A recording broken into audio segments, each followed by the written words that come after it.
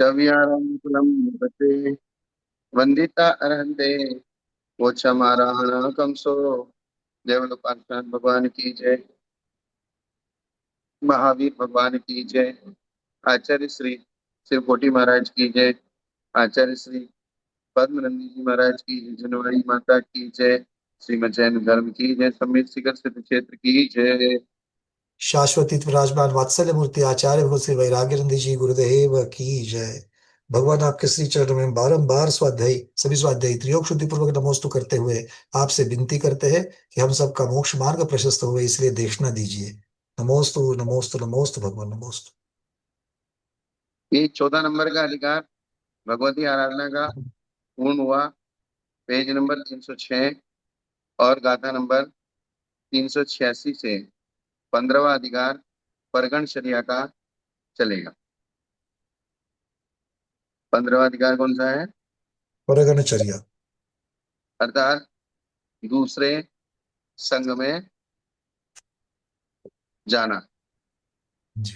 अपने संघ में रह के समाधि नहीं करना। ये बात मैं ये सोच रहा हूँ जी। कि अभी गाथाएं बहुत ज्यादा ज्यादा आ रही हैं, तो गाथाओं का उच्चारण नहीं करके डायरेक्ट पढ़ता जाऊं। अ, भगवान मेरा पर्सनल इस प्रकार से आग्रह रहेगा कि भगवान की हाँ, वाणी है तो एक बार आपकी निमित्त से हमारे भी मुखारविंद से निकलती है, और आगे फिर से कब दूसरे ग्रंथ पढ़ते वक्त ये मिल जाए मालूम नहीं है, तो थोड़ा सा इसको पढ़ करके ही आगे बढ़ते हैं। चलो ठीक है, कोई बात नहीं। जी भगवान। 306 नंबर है ना गाथा नंबर? गाथा नंबर 387 आएगी, 86 आएगी अभी। 386। वो 306 पर है।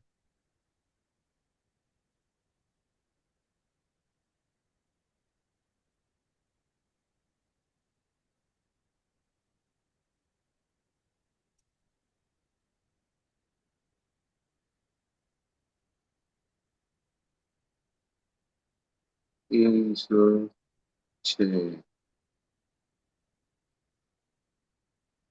कभी कभी वो पन्ना वापस खोलना पड़ता है। जी, पीडीएफ में एकदम से निकल जाता है कभी कभी। हाँ। 300। 306 पृष्ठ पर 386 गाथा है। हाँ, ठीक है।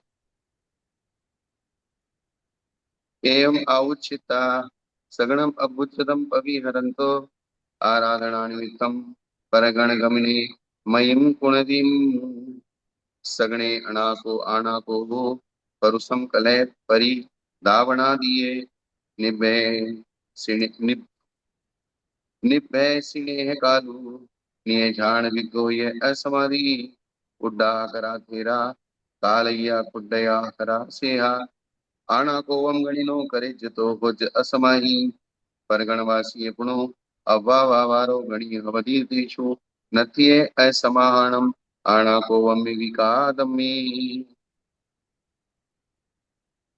इस प्रकार अपने गण से पूछकर रत्नत्रय में उत्कृष्ट रूप से प्रवृत्ति करने में तत्पर आराधना करने के लिए दूसरे गण में जाने का विचार करता है। अर्थात ये मन में दृढ़ता और स्थिरता बना लेता है कि अब मुझे दूसरे संघ में जाना है। किसमें जाना है? जी भगवान, एक जिज्ञासा है यहाँ पर। इसके पहले वाला जो अनुशिष्ट अधिकार हुआ जिसमें आचार्य भगवान दूसरे संघ में जाने की तैयारी करने से पहले संघ को उपदेश कर रहे हैं। अगर मान लो हम्म, कोई एक साधु अगर दूसरे संघ में अगर जाने की बात अगर होती है, तो फिर इस प्रकार की व्यवस्था बनती है कि नहीं बनेगी? ये आचार्यों को सामने रख करके किया है। ये सिर्फ आचार्य के लिए व्यवस्था बनाई गई है। जी ओके। संघ के साधु को दूसरे संघ में जाने की आवश्यकता नहीं होती। ठीक। उसका कारण यह है क्योंकि आचार्य से पूरा संघ जुड़ा हुआ होता है। आचार्य के लिए संघ राग का कारणभूत पर ये पदधारी फिर उपाध्याय भगवान के लिए भी बात बनेगी। है। हाँ, जो जो पदवीधारी है। या जो फिर विशेष रूप से। मान लीजिए कि कोई हाँ साधु, अगर कोई ज्येष्ठ साधु है जिन्होंने हाँ, उस संघ को पाला अच्छे है, तरीके से पोसा है। पालन पोषण किया है। हाँ, तो जहाँ अगर ऐसी व्यवस्था बनती है, राग की उत्पत्ति ज्यादा होती है, तो राग की उत्पत्ति के निमित्त की विवक्षा से ये व्यवस्था बनाई। ठीक है, मतलब यथा योग्य लगा देना चाहिए उसको। जैसे धरसेनाचार्य थे, तो उन्होंने अपने शिष्यों को ही भेज दिया, वे दूसरे संघ में नहीं गए, हाँ लेकिन खुद उनको पढ़ाया लिखाया। तो उनको आचार्य से राग होता, या आचार्य को उनके प्रति होता है भाई ये कैसे करेंगे, तो उन्होंने हटा ही दिया उनको। जी जी जी। क्योंकि जहाँ किसी का उपकार किया जाता है, तो उपकार करने वाला व्यक्ति जब जाता है, तो बहुत ज्यादा संकलित परिणाम होते हैं सबके। जी, वहां पर इष्ट का वियोग होता है मुख्यतः से। हाँ, तो इष्ट का वियोग होने से इष्ट वियोगज नाम का आर्त ध्यान उत्पन्न होता है। जी तो वो आर्त ध्यान जिसको उत्पन्न होता है, तो उसको देखकर जिसके निमित्त से होता है, फिर उसको भी पैदा होता है। जी, वो तो संसर्ग हो ही जाएगा। हाँ, और उस क्योंकि जिंदगी भर उनको पालन किया है, पोषण किया है, पढ़ाया है, लिखाया है, शिक्षा दी है, दीक्षा दी है, तो वो फिर ये सब व्यवस्थाएं फिर दिक्कत करती है। जी तो ये चीज है जिसके लिए, यानी कि मूल उद्देश्य क्या है, राग का निमित्त कोई भी बने उसको छोड़ना है। हाँ, ये उसका सार है बेसिकली। मूल मूल बात ये है मूल बात ये है। कि राग जो है दुख का कारण है, और राग को कम करना है। राग को कम करके समाधि की तरफ हम बढ़ रहे हैं, मोह को कम करना है। तो अगर राग वृद्धि को प्राप्त होता है, तो फिर समाधि की व्यवस्था नहीं बनेगी। जी उसके मूल में ये बात है। तो दूसरे के गण में जाने का विचार स्थिर करते हैं। किस लिए दूसरे के गण में जाते हैं? ऐसी आशंका होने पर अपने गण में रहने के दोष बताते हैं। अर्थात अपने गण में रहने पर कितने दोष होते हैं। सबसे पहला, अपने गण में रहने पर आज्ञा कोप होता है। आज्ञा कोप मतलब, अगर वे आचार्य किसी प्रकार की अपना समझ के किसी को कुछ आज्ञा देते हैं, तो आज्ञा देने से क्या होगा? नहीं मानी शिष्यों जी ने, तो क्रोध आएगा, तो वो आज्ञा कोप में चला जाएगा। दूसरे के संग में रहकर अगर आज्ञा देते हैं और नहीं मानी, तो मन में विचार आएगा "भी मैं तो इनके पास अभी आया, मैंने इनके ऊपर कुछ उपकार थोड़े किया है, ये मेरी आज्ञा माने या ना माने"। वो अपेक्षा नहीं रहेगी वहां पर। अपेक्षा कम रहेगी। दूसरा, कठोर वचन। अपने लोगों के ऊपर गुस्सा ज्यादा आता है क्या? जी अपने लोगों के बीच में रहेंगे, वो अगर कुछ गड़बड़ी करेंगे तो गुस्सा ज्यादा आएगी, इसलिए कठोर वचन बोलने का निमित्त बनेगा। फिर कलह। अपने शिष्य, तो शिष्य भी अपना अधिकार समझते हैं आचार्य के ऊपर, तो शिष्यों की और आचार्यों की कलह हो जाएगी। दुख आदि। निर्भयता। निर्भयता अपना ही संग है, कुछ अगर शिथिलाचार भी करना है, कुछ जो है कुछ चर्या में दिक्कत भी आ रही है, तो अपने संग वाले हैं तो उसको छिपा के कर देंगे। इस प्रकार से वो निर्भय हो जाएगा। दूसरे के संग में रहेगा तो वहां भय रहेगा। जी इसने करुणा। जब बूढ़े बूढ़े साधु ये देखेंगे हमारे आचार्य की समाधि हो रही है, तो ये वही गला फाड़ फाड़ के चिल्लाने लगेंगे, हमारा क्या होगा, हमारा क्या होगा, हमारा क्या होगा। तो आचार्य को करुणा आ सकती है। ध्यान में विघ्न और असमाधि, और इन सब का लास्ट में क्या होगा? असमाधि, यानी कि मन का समाधान खत्म हो जाएगा। जी। और ध्यान में और विघ्न मन का मतलब, ध्यान में विघ्न है। मतलब पूछने के लिए अभी भी पूछने के लिए आएंगे, ये कैसे करेंगे, वो वैसे हाँ, कैसे करेंगे। भाई जब आचार्य बैठे हैं, अब वो तो अब समाधि में है, और छोटी छोटी बातें फिर भी आचार्य से पूछने जाएंगे, हम ऐसा कैसे करें, ऐसा कैसे करें, ये कैसे करें। तो ध्यान में विघ्न हो जाएगा। तो अपने संग में रहने पर किसी को आज्ञा दे और वो ना माने, तो परिणामों में क्रोध भाव हो जाए।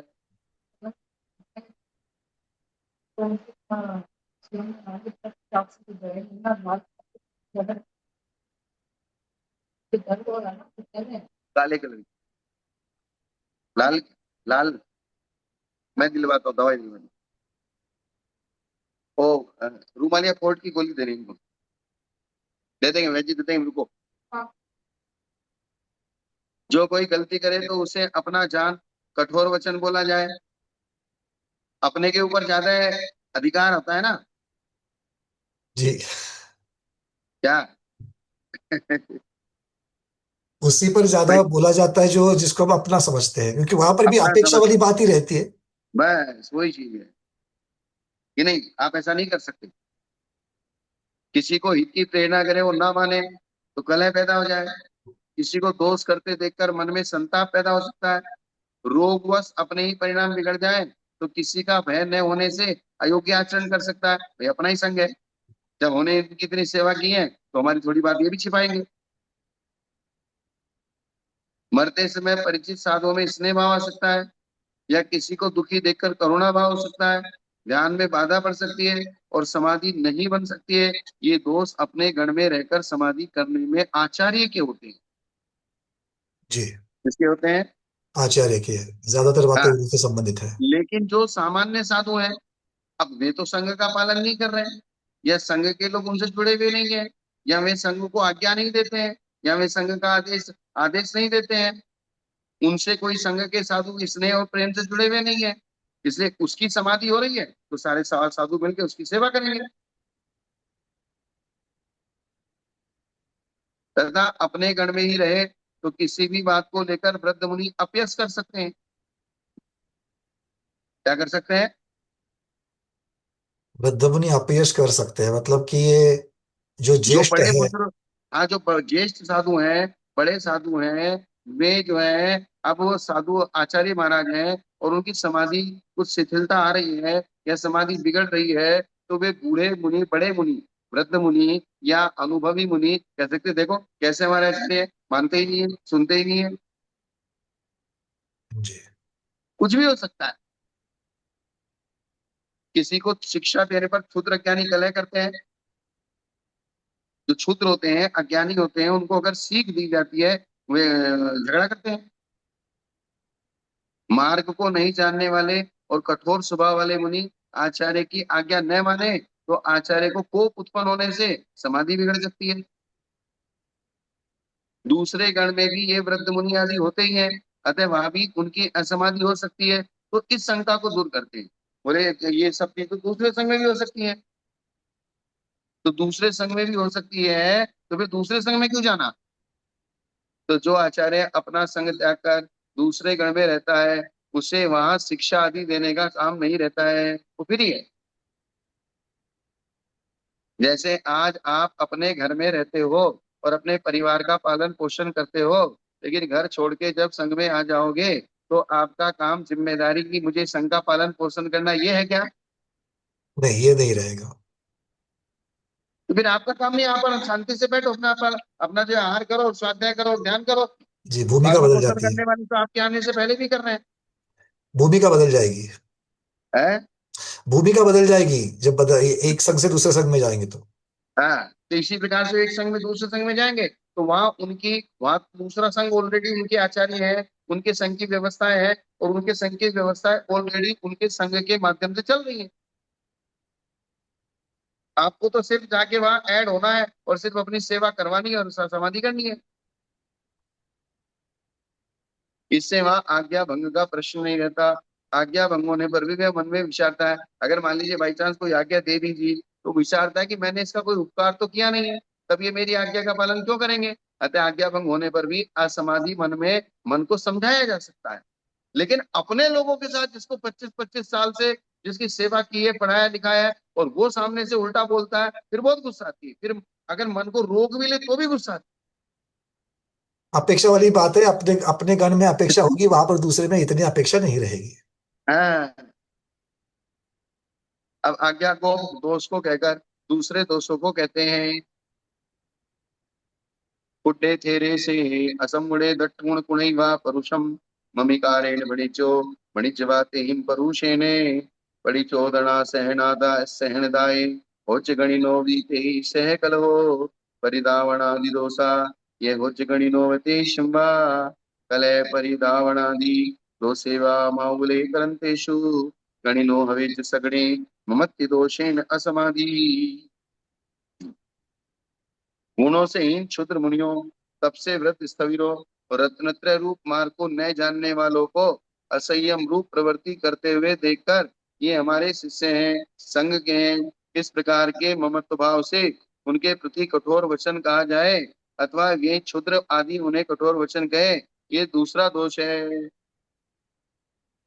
अब संग में जो गुणों से हीन क्षुद्र मुनि है, इसका मतलब मुनि सब प्रकार के होते हैं क्या? जी, ऐसा भी हो सकता है कि अभी तक वो गुण को धारण नहीं कर पाए। हाँ, संग है, संग में सब प्रकार के मुनि होते हैं। लिखा ना, गुणों से हीन क्षुद्र मुनि, तप से व्रत स्थविर, रत्नत्रय रूप मार्ग को न जानने वाले को असंयम रूप प्रवृत्ति करते हुए देखकर।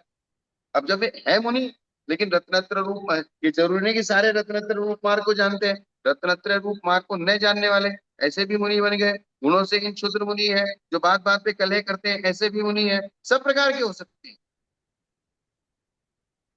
तो ऐसे मुनियों को जब वे असंयम रूप प्रवृत्ति करते हैं तो उनको देखकर ये हमारे शिष्य हैं और संग के हैं, इस प्रकार ममत्व भाव से उनको कठोर वचन कहते हैं। तो कठोर वचन कहते हैं तो वे फिर वापस वो उल्टा बोलते हैं। वे क्या इसीलिए तो करते हैं वो, वापस? इसीलिए तो गुणों से हीन कहे गया उनको। हाँ, वे वापस बहस करते हैं, बराबर का तर्क वितर्क करते हैं और मानते नहीं है। जानते हैं, मानते नहीं है, तानते हैं। गुरुदेव, इसका कारण क्या अति परिचय या अवज्ञा ये होता है क्या? वो नाना प्रकार के जीवों के स्वभाव होते हैं। जी। अब एक क्या, अब हम जो दीक्षाएं आदि देते हैं तो दीक्षा किसी के माथे पे तो लिखा हुआ नहीं है, या दिल खोल के छाती फाड़ के हमने उनकी देखी नहीं है। अब जो बाह्य निमित्त से हमने जाना देखा, जितना हमको अनुभव था उतना हमने देख लिया, दीक्षा दे दी। तो दीक्षा देने के बाद फिर वो जाए, जैसे कई ऐसी स्थिति होती है ना, कोई बहू को घर में ले आए, अब ले तो आए, अब बाद में पता चले पहले बहुत देख देख सोच के लाए, बहुत समझ के लाए, अब ले आए, अब वो कलह का कारण बन गई। तो ये बात दोनों जगह पर है, संघ में भी है और घर में भी है।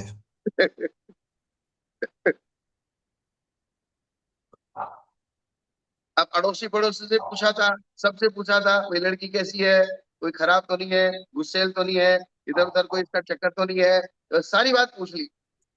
ये कितना भी खोजबीन करो फिर भी तो सारी बातें नहीं पता चल सकती। सारी बातें पता नहीं चलती तो फिर कहीं ना कहीं फंस जाते हैं। तो फंस जाते हैं तो फिर ये होता है, फिर ये बात आती है, बोले आचार्य को इतनी अकल नहीं थी क्या इसको दीक्षा दी, उल्टा हमारी बात खाते।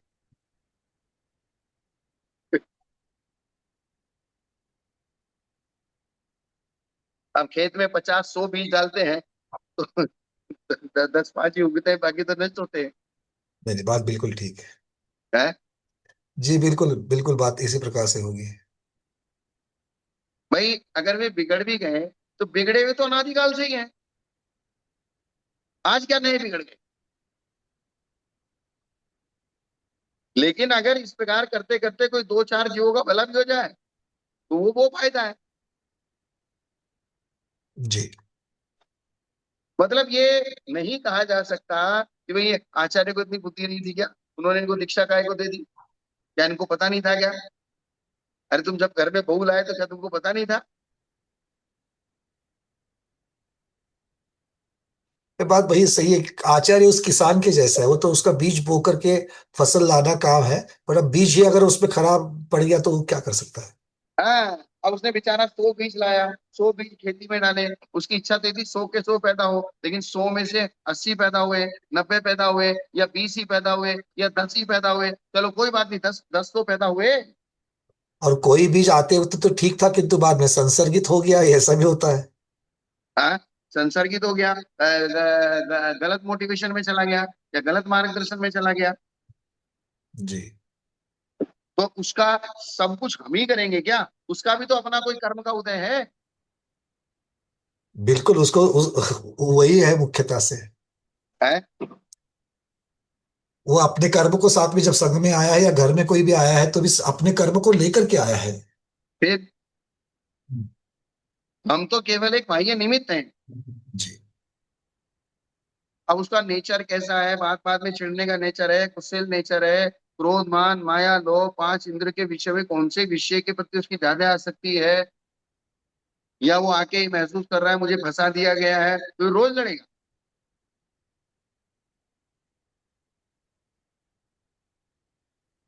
इसलिए घर में जब नई बहू आती है तो एक साल तक उसको जो कहो को मान लेगी। तो जो कुछ सुधारा निपटारा करना हो, एक साल तक अपने वातावरण में उसको ढाल लो।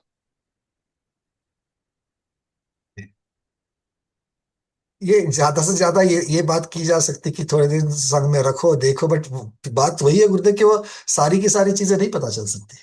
संघ में भी रख लिया, दो दो चार चार साल रह गए, दस दस साल रह गए। जी। दस दस साल संघ में रहने के बाद दीक्षा ली, फिर भी गड़बड़ हो गई।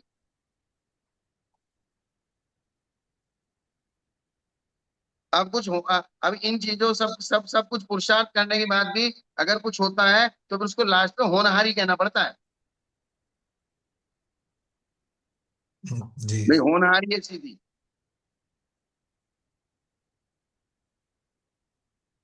क्योंकि अगर ऐसा नहीं होता तो यहाँ लिखा गुणों से इन क्षुद्र मुनि, तब से वृद्ध स्थविर मुनि, मतलब तपस्वी भी हुए, वृद्ध मुनि हुए, और रत्नत्र रूप मार्ग को न जानने वाले मुनि। वे जब असंयम रूप प्रवृत्ति करते हैं और आचार्य जब उनको ये देखते हैं ये हमारे शिष्य हैं, हमारे संघ के हैं, इस प्रकार के ममत्व भाव से उनके प्रति कठोर वचन कहते हैं। और वे क्षुद्र आदि उन्हें कठोर वचन कहे, क्षुद्र बोले तुम हीन हो, क्षुद्र हो, तो कठोर वचन बोलने में आता है। तो कठोर वचन जब आचार्य को गुस्सा आती है, कठोर वचन बोलता है, फिर आचार्य को ही संताप होता है, यार मैंने क्यों बोला, मेरी तो समाधि चल रही है, अब काय को बोल दिया इनको, मुझे क्या करना है, करेंगे जो करेंगे। इसका इसका इस सबका सार यही निकलता है कि अच्छा है कि दूसरे घर में जाकर के रहो। हाँ, इसलिए सबसे बढ़िया है अपना कुछ भी ना हो तो विकल्प उतने ही कम होंगे जितना सब अपना अपना होगा। इसलिए साधु कहा दूसरे की रोटी खाओ, दूसरे के घर में रहो, दूसरे से चीज लेके उपयोग करो और उसको वहीं का वहीं छोड़ दो, तुम्हारा कुछ नहीं रखो। जहां अपना बनाया है जरा सा ये मेरा, वहीं अपेक्षा और वहीं सारा गड़बड़ होने वाला है।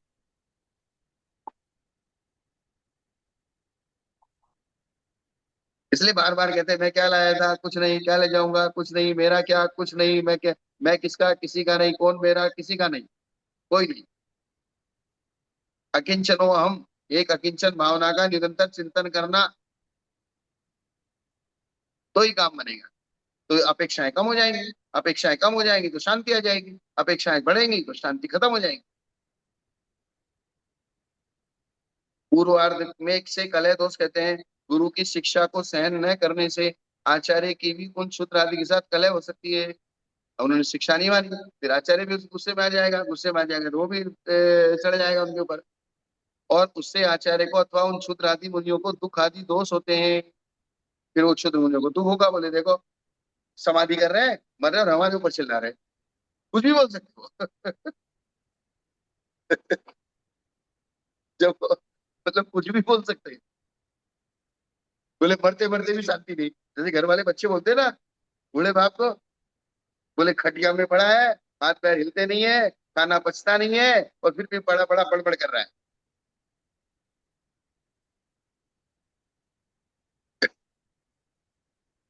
मतलब बिल्कुल ऐसी स्थिति हो जाती है। मतलब यहाँ जो एक चित्रण किया गया है ना, जैसे घर जी। में स्थिति होती है वही स्थिति होती है। एक परिवार है, एक गृहस्थ का, एक साधु का है, और परिवार परिवार का हाँ, मुखिया। ये बातें तो वैसे ही होगी। इसलिए आप खोल खोल के सारी चीज लिखी, अपने को तो सब सिर्फ मलाई मलाई दिख रही है, तो ये लेकिन तो ये सारी साक्षात साक्षात है, इसीलिए तो लिखा है उन्होंने इतना। हाँ, तो अपन अपन तो यही कल्पना करते हैं साधु का मतलब बस वितरागी आंख बंद करके बैठे वही साधु। तो आचार्य महाराज भी उस सारे साधुओं को संभाल रहे हैं ना, जो क्षुद्र हैं, जो हीन हैं, जो चिड़चिड़ करते हैं, गुस्सा करते हैं, उनको भी संभाल रहे हैं।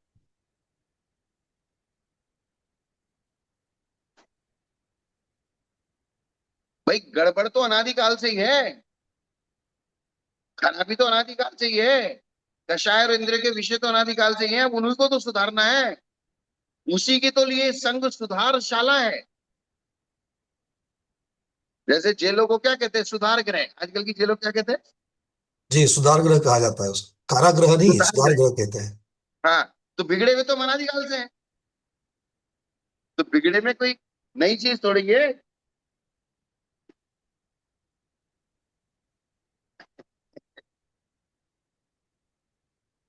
ये चीज है। वे क्षुद्रादि गण में कलह परिताप आदि दोष करे तो उसे देखकर ममत्व भाव से आचार्य की समाधि हो सकती है।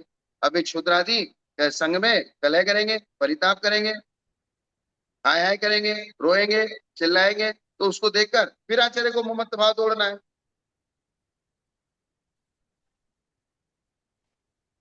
जब माँ बच्चे को डांट देती है, उसको दो चार थप्पड़ भी लगा देती है और बाद में खुद रोती है, मैंने क्यों मार दिया।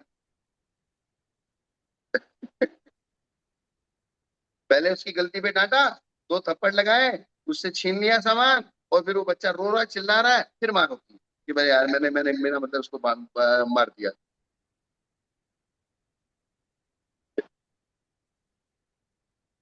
रोगादंकादि सगणे परिधावनाधिपत्येषु गणिनो अवेज दुःखम असमायि वासिने होवा तन्नादीषु सैनिजेषु वि सगणं विनिभवो संतो जाय जव से जव कपिदम पी किम पीवी सतो बुद्धे सांकवड्यम बाले अजाउते अनाहाओ पासं तस्रशीने हो अवेज अचंत्ये वियोगे कुड्डाय कुड्डियाओ अजाओ ये परिज कोलुनियम तो भोज जाणविको असमागी वागणधर से। अपने शिष्य वर्ग के छोटी बड़ी व्याधि से पीड़ित होने पर आचार्य को दुख हो सकता है। अब मेरी तो समाधि हो रही है, मेरे संग में जो साधु है ये व्याधि से पीड़ित है, ये बीमारी से पीड़ित है, ये दुखी है, इनको बाद में कौन संभालेगा, मेरे जैसा इनकी देखभाल कौन करेगा, मेरे जैसा इनके साथ स्नेह कौन करेगा, क्योंकि बाद वाले तो नहीं करेंगे। आचार्य को तो लगता है भाई मेरे शिष्य इसलिए आचार्य का स्नेह अलग होता है, लेकिन आचार्य के मरने के बाद संघ के दूसरे साधु भी उससे वैसा ही स्नेह रखेंगे, ये जरूरी नहीं है। क्योंकि जिसकी जो संपत्ति होती है उसी को प्रेम होता है। अथवा स्नेह पैदा हो सकता है और उससे समाधि की हानि हो सकती है। मतलब ये सब संभावनाएं बताई जा रही हैं। और नहीं हो तो वो अपनी समाधि करे, उसमें कोई बाधा नहीं है, लेकिन ऐसी सब संभावनाएं हैं, इसलिए रिस्क नहीं लेना अपने संग में रह के। क्या। जी जी बिल्कुल, मतलब ये संभावना रिस्क है, इसीलिए ये सारा समर्थन हो करा रहा है कि दूसरे घर में क्यों जाना चाहिए। हाँ। और इसलिए साधुओं का है कि दूसरे का खाना, दूसरे का रहना, जैसे सांप होता है अपना बिल नहीं बनाता, मेंढकों के बिल में जाके घुसता है। क्या। बिल्कुल, खरगोशों के बिल में जाके घुसता है। सांप की बात अलग है। ऐसे ही नहीं है, साधु को यही उदाहरण दिया है कि बोले आप अपना घर खुद नहीं बनाने का, दूसरे के घर में जाके रहने का, तो आपका ममत्व भाव नहीं रहेगा। दूसरे के घर में रोटी खाने का, तो आपका ममत्व भाव नहीं रहेगा। अपनी खुद की रसोई और खुद की रोटी, तो अब अपनी औरत पे रोज गुस्सा आएगा।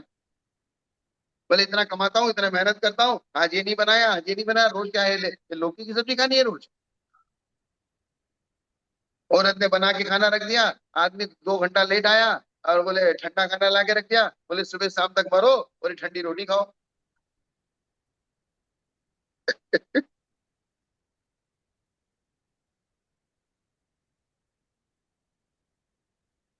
तो अपने घर में रहकर समाधि करने पर प्यास आदि की परिचय सहने योग्य होने पर भी निर्भय होकर भय और लज्जा को त्याग कर अयोग्य की भी याचना अथवा सेवन कर सकता है। बोले सब अपने ही तो है। प्यास लग रही है पानी मांग सकता है, भूख लग रही है भोजन मांग सकता है, या जो खाने की इच्छा हो रही है वो कह सकता है मेरे लिए कल जो है गुलाब जामुन बनाने हैं, रसगुल्ला बनाना है, मेरी इच्छा हो रही है। दूसरे के संग में जाके कैसे कहेगा। अपने संग में तो अपने साधर्मी को, अपने शिष्य को धीरे से पास में बुला कह दिया, अब वो शिष्य भी कर देगा, क्योंकि उसको पता है भाई गुरु जी है, जिंदगी भर इन्होंने हमारी सेवा की है, हम मरते मरते इनकी भी इच्छा पूरी कर दो। तो वो उस चीज का बुरा नहीं मानेगा। और उसका मोह समाधि में बाधक बन जाएगा। हाँ। जो त्याग दिया है खान पान उसको भी मांग सकता है, उसका सेवन कर सकता है, क्योंकि वहां उसे कोई भय नहीं है, सब उसी के शिष्यगण है। स्नेह का कथन करते हैं वृद्धयतियों को, जिन्हें बचपन से अपनी गोद में बैठाकर पाला है। ऐसे ऐसे साधु, ऐसे जिनको बिल्कुल बचपन से 10-10 साल की उम्र से, भद्रहु आचार्य को कितने साल की उम्र में ले गए थे। जैसे वो तो गली में कंचे खेल रहे थे। आज के युग में भी 13 साल में, 18 साल में, 17 साल में तो संघ में जाने वाले है ही है। तो मतलब बचपन से 12 साल में 13 साल में भद्रवाह आचार्य को ले गए, उनको पढ़ा लिखा के तैयार किया, सब कुछ किया, तो 12 साल की उम्र क्या होती है? जी। यही तो कहा है कि जिन्हें बचपन से अपनी गोद में बैठा के पाला है। उन बाल यतियों को, आरिकाओं को अनाथ होते हुए देखकर मरते समय सर्वदा के लिए वियोग होने पर स्नेह पैदा हो सकता है। जब चक्रवर्ती दीक्षा लेता है, उसकी 96,000 रानियां जब गला फाड़ फाड़ के रोती हुई चिल्लाती भी आती है, बोले हमारा क्या होगा? तो थोड़ा अगर मन को कठोर ना रखे तो दीक्षा नहीं ले सकते।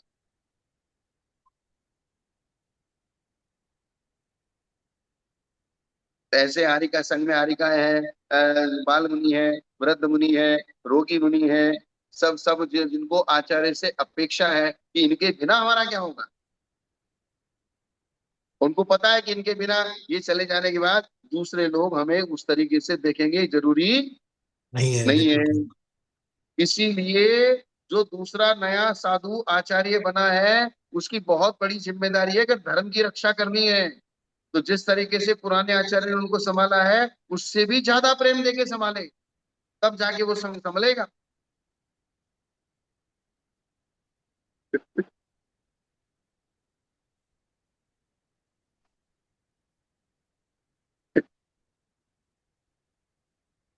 अब कोली गिण पद का व्याख्यान करते हैं।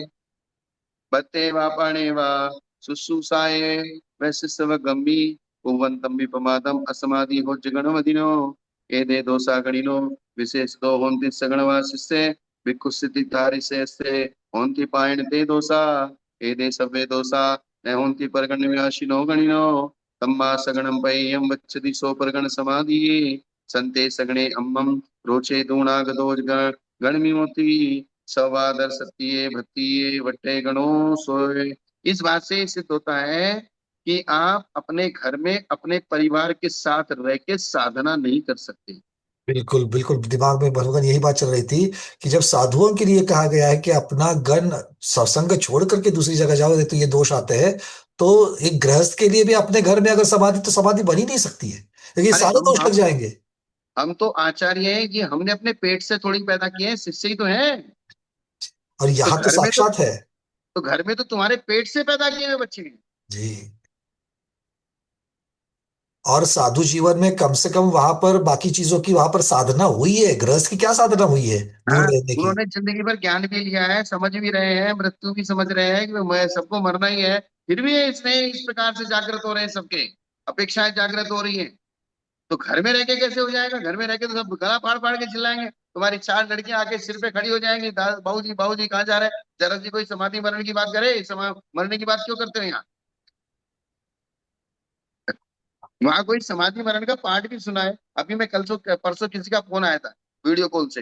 मतलब उनके ऑक्सीजन लगी हुई है, ऑक्सीजन लगने के साथ साथ जो है 87 साल की उम्र है। जैसे ही फोन आया, मैंने वीडियो कॉल में देखा, तो देखते सार तुरंत मैंने संबोधन करे, दादाजी अब ज्यादा टाइम अपना नहीं है। तो तुरंत उनका बराबर में खड़ा, महाराज महाराज महाराज समाधि की बात मत करो।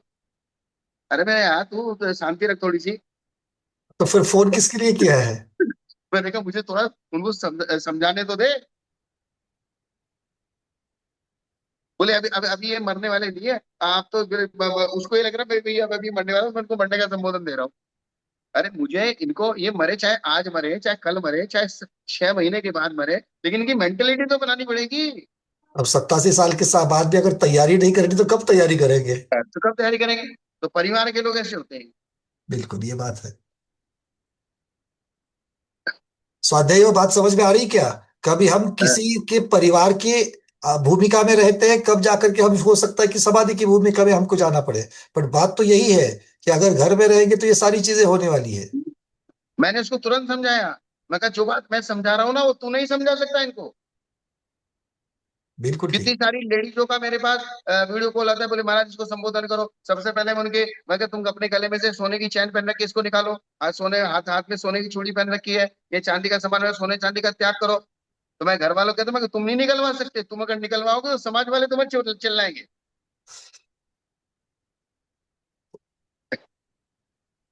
वे कम से कम इतना तो त्याग करा के रखो। बोले अम्मा तुम सोना चांदी का त्याग कर दो, रुपये पैसे का त्याग कर दो, जितना परिग्रह तुम्हारे पास है बस इतना ही है, कम से कम मन से बाकी सारे विकल्प तो छोड़ो। अब मरने में चाहे महीना लगे, 2 महीना लगे, 4 महीना लगे, 6 महीना लगे, वो बाद की बात है।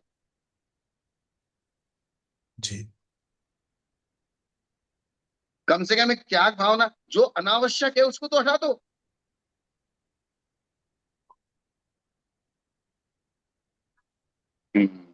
मैं तो कहता हूँ कि तुम इनके बाल बाल भी काट दो, सफेद साड़ी पहना दो, घर में रहते ही उनको ये फीलिंग तो आए कि नहीं भाई मैं थोड़ा सा व्रत की तरफ जा रही हूँ। वो फीलिंग आए बिना मन की तैयारी होगी नहीं, वो तैयारी बाकी चीजों की नहीं कर पाएंगे। उसमें भी परिवार के लोग अगर राजी नहीं होते तो बाल नहीं काटने देते, ना उसको सफेद साड़ी पहनने देते।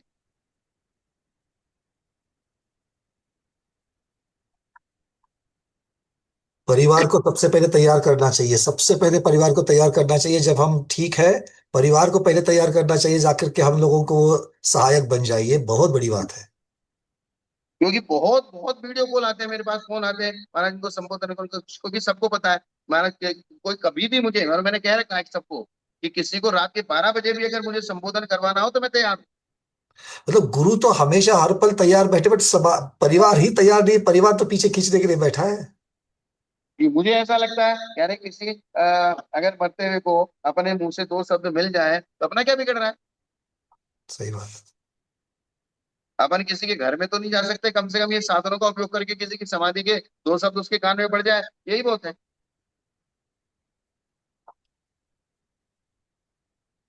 अब दुनिया क्या कह रही है, दुनिया क्या कहेगी, कहती रहेगी, कम से कम किसी को नमोकार मंत्र तो दे। अब दुनिया जो कहती रही कहती रहेगी, ये तो कह, दुनिया तो गधे पे जाओ तो भी कहती है, घोड़े पे जाओ तो भी कहती है, पैदल चलो तो भी कहती है, गधे को कंधे पे बिठा लो तो भी कहती जी, ये बात सही है। है। हैं? ये बात सही है। हाँ। आप गधे पर बैठो तो भी बोलेगी, और गधे को सर पर बिठाओ तो भी बोलेगी। हाँ। गधे पे बैठेगी, देखो कैसा आदमी गधे पे बैठ के जा रहा है, ठीक है भाई, गधे से उतर जाता हूँ, कैसा आदमी साथ में सवारी लेके चल रहा है फिर भी पैदल चल रहा है, ठीक है भाई। उसको उठा के थोड़ा छोटा सा ही गधा था, उसको उठा के कंधे पे रख लिया, कंधे पे रख लिया, बोले "देख, कैसा आदमी है, गधे को कंधे पे लेके चल रहा है, अकल नहीं है"। इसलिए आगम पढ़ो, अपनी आत्मा को पवित्र करो, और अपनी आत्मा से जो अनुभव स्वच्छ दिख रहे, जो तुम्हारी आत्मा आगम के अनुसार तुमको मार्ग दिखाए, उस पे चलो, दुनिया की परवाह मत करो। बहुत सुंदर। क्या। बहुत बहुत महत्वपूर्ण है। ये हाँ। पीछे हम लोग अटके पड़े हैं, तो बस इसी में अटके पड़े हैं, समाज और परिवार में ही अटक पड़े कि वो उनको क्या कोई क्या लगेगा। कहेगा, कोई क्या कहेगा, कोई क्या कहेगा। अरे जिसको जो कहना कहने दो, पहले तो अपन अपने साधु को देखे उसको कैसे समाधि करानी है, बाद में निपट लेंगे उनसे।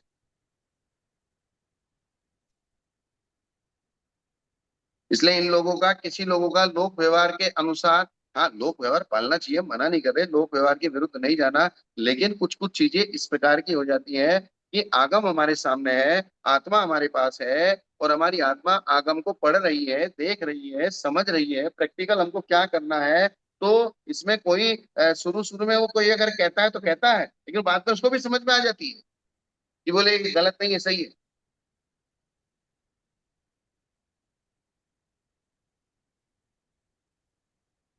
लोक व्यवहार में सिर्फ 2 4 चीजें ही ऐसी हैं जो आपकी निंदा का काम का पात्र बनाती है।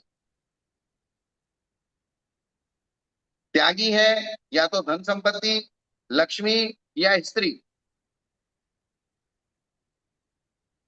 ये 2 4 चीजों से अगर आप दूर रहते हैं तो फिर आराम से आप अपने शांति से अपने चारित्र का पालन करो। सामान्य लोग भी जानते हैं ये बूढ़े साधु है, या अब कोई सामायिक के टाइम में बूढ़ा साधु है लेटा हुआ है, तो श्रावक समझता है कि बूढ़े साधु है, लेटे हुए हैं, कोई अगर समझदार बुद्धिमान है बोले तो सामयिक का टाइम है, माना तो सो रहे।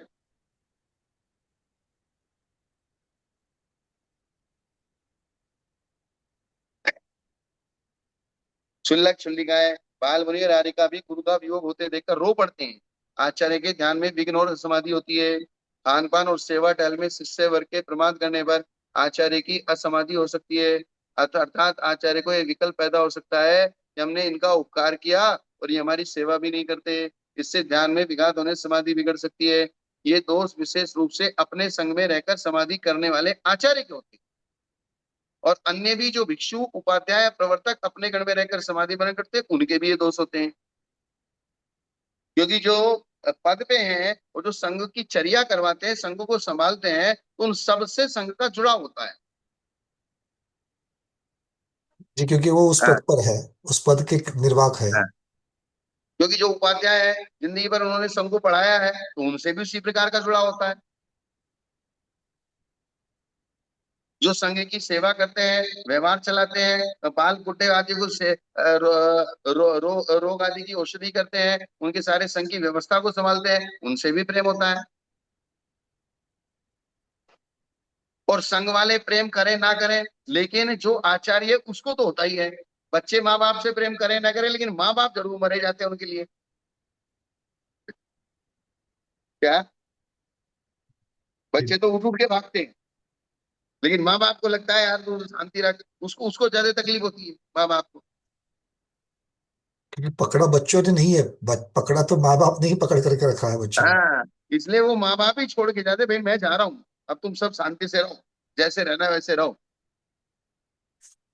क्योंकि यहाँ अगर मैं सामने बैठूंगा तो मुझे कुछ भी दिखाई देगा, तो विकल्प आए बिना नहीं रहेगा बिल्कुल। नहीं रहेगा, इसलिए ही सबको छोड़ के जाऊंगा कुछ भी। हाँ। और फिर संघ में जो असमर्थ साधु होते हैं, उनको देख के ज्यादा विकल्प आते हैं। माँ बाप को भी चार बच्चे हैं, चार बच्चों में से तीन बच्चे समझदार है, अपने अपने पैरों पे खड़े हैं, और एक जो चौथा अपने पैरों पे नहीं खड़ा है, और वो इन तीनों के सारे हैं, तो उसके लिए ज्यादा विकल्प होते हैं। बोले इसका क्या होगा? बिल्कुल। मेरे जाने के बाद ये तीन भाई इसकी सेवा करने वाले नहीं है।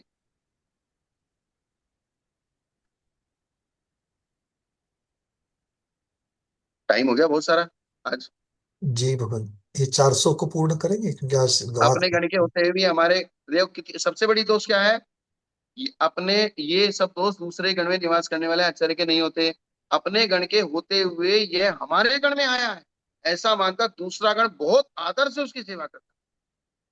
एक सबसे बड़ी चीज क्या होती है, जैसे कोई बहुत बड़े घराने का व्यक्ति है, बोले इतना करोड़पति व्यक्ति अपने घर बार को छोड़कर हमारे संग में आया है, इसका मतलब इसकी धर्म में रुचि है। ऐसे ही अपने 50 साधुओं के संघ को छोड़कर ये हमारे संघ में आया है, इसका मतलब इसको बहुत तो पूरा संघ उसकी विशेष सेवा भक्ति करता है। ये भी एक रीजन है। जी। ठीक है ना? जी भगवान, इतना रख देते हैं। गाथा क्रमांक 400। आज के स्वाध्याय को गुरुओं के श्री चरण में बारंबार बार नमोस्तु वंदनामि इच्छा गाय करते हुए यहीं पर समापन करते हैं। जैनम जयतु शासनम, जैनम जयतु शासनम, जैनम जयतु शासनम।